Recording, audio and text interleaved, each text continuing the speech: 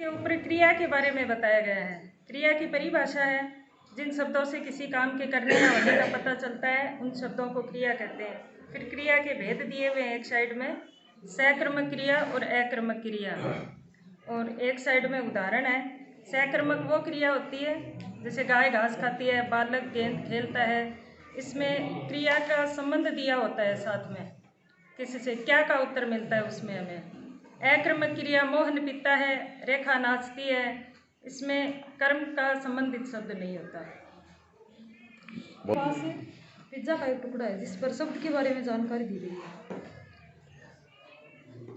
वर्णों का सार्थक समूह शब्द कहलाता है।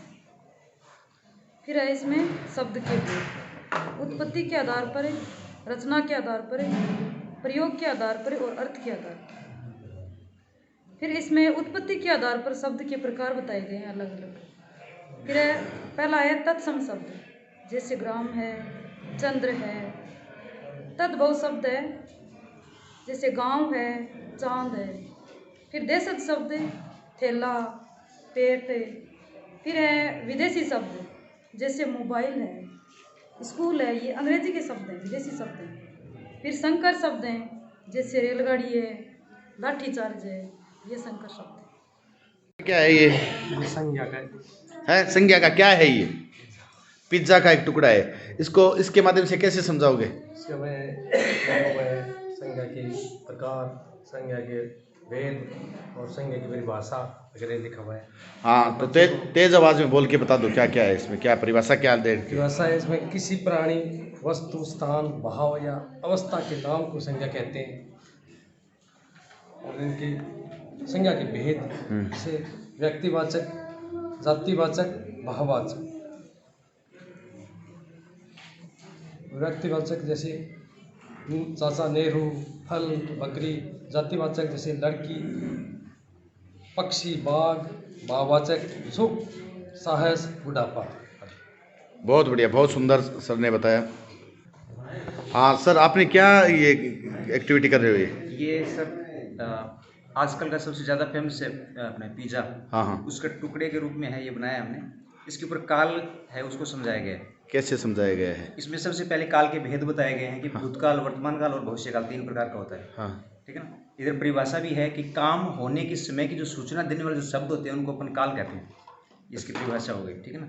और काल के 3 भेद हो गए। इसके बाद में शब्द के भी कौन से शब्द कैसे काम मिले। भूतकाल के अंदर था, थी, थे, है ना। वर्तमान काल में जैसे है, हूँ, हैं। भविष्य काल में गा, गी, गे। इस प्रकार से बच्चों को समझाया जा सकता है। बहुत सुंदर, बहुत अच्छे तरीके से बनाया। आपका शुभ नाम सर? बाबूलाल नाम है सर मेरा। ओके। हाँ सर, क्या है आपके हाथ में? मेरे हाथ में सर पिज़्ज़ा का एक टुकड़ा है जो जिस पे सर्वनाम से संबंधित जानकारियाँ दी गई हैं।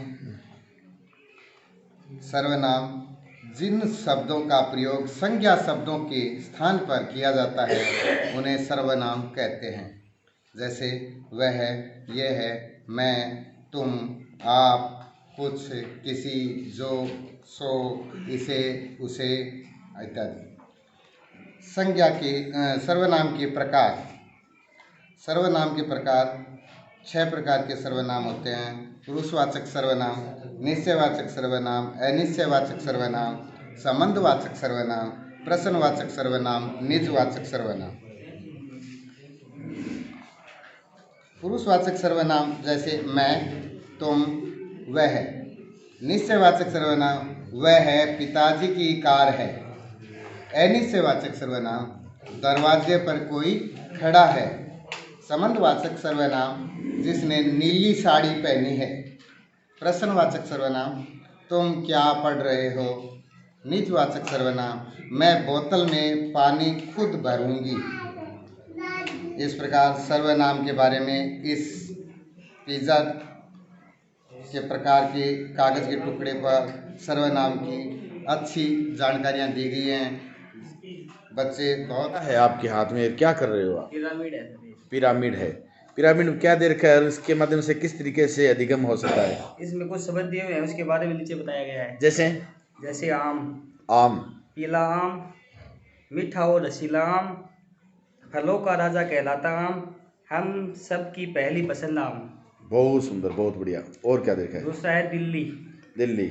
यमुना किनारे बसी है दिल्ली, भारत की राजधानी दिल्ली, हमारी शान और गौरव दिल्ली, कुतुब मीनार और लाल किला वाली दिल्ली। बहुत बढ़िया। यानी इसके माध्यम से कुतुब मीनार, लाल किला और यमुना नदी के किनारे इनका भी एक बार पिरामिड को सीधा करके दिखाना। हाँ, और क्या देखा है इसमें? मोर, मोर, हाँ, सुंदर मोर, नाचता मोर, रंग रंगीला मोर, हमारा राष्ट्रीय पक्षी मोर।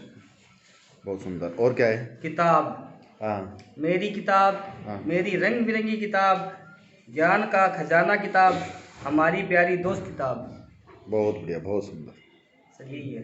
ये सर एक पिरामिड है, इसमें एक शब्द लिखा हुआ है ऊपर विद्यालय, और नीचे फिर नीचे जाएंगे तो शब्द वाक्य है वो बड़ा होता जाएगा। पहले विद्यालय है, फिर है मेरा विद्यालय, फिर आगे हो गया मैं विद्यालय में पढ़ता हूँ, मैं विद्यालय को साफ सुथरा रखता हूँ। वाक्य बड़ा होता जा रहा है। मेरा विद्यालय गांव के से बाहर है। इसी तरह से इसमें और भी जोड़ सकते हैं।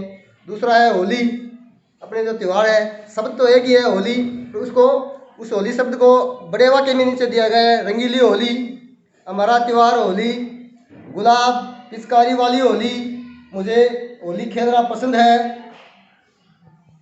इस तरह से इसमें एक पेड़ दिया हुआ है शब्द, उसी तरह से पेड़ का नीचे हरे भरे पेड़, ऊंचे विशाल पेड़, जीवन का आधार है पेड़, प्रकृति की शोभा है पेड़।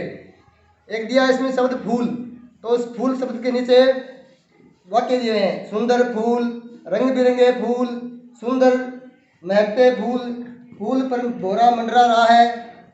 इस तरह से दिए।